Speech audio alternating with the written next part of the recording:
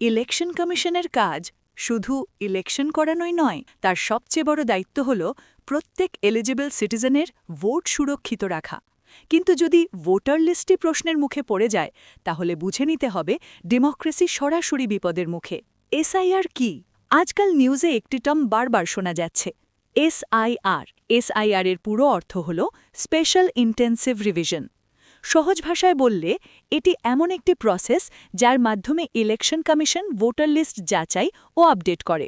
এর উদ্দেশ্য হল ফেক, ডুপ্লিকেট, ডেড বা শিফটেড ভোটার্সদের লিস্ট থেকে সরিয়ে দেওয়া। কাগজে কলমে এই প্রসেস ঠিকই মনে হয়, কিন্তু সমস্যা শুরু হয় তখন যখন জেনুইন ভোটার্সরাও সিস্টেমের মধ্যে আটকে যেতে থাকেন।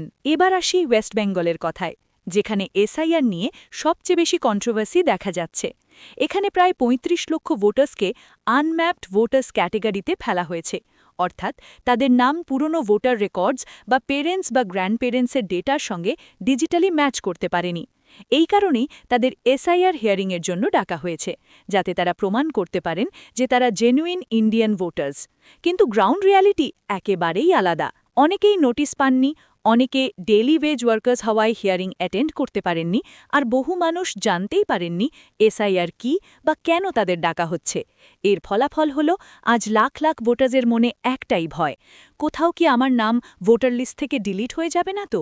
আর যখন ভোটের অধিকার বিপদের মুখে পড়ে, তখন তা শুধু একটি স্টেটের বিষয় থাকে না, পুরো ডেমোক্রেসির উপর তার প্রভাব পড়ে। এই উদ্বেগ থেকেই বিষয়টি পৌঁছায় সুপ্রিম কোর্ট পর্যন্ত। সুপ্রিম কোর্ট এসআইআর প্রসেস নিয়ে গুরুত্বপূর্ণ গাইডলাইন্স দিয়েছে। যেসব ভোটার্সদের নামে লজিক্যাল ডিসক্রিপেন্সি রয়েছে, তাদের লিস্ট পাবলিক করতে হবে। এই লিস্ট শুধু ওয়েবসাইটে নয়, গ্রাম পঞ্চায়েত, ওয়ার্ড এবং ব্লক অফিসেও ডিসপ্লে করতে হবে।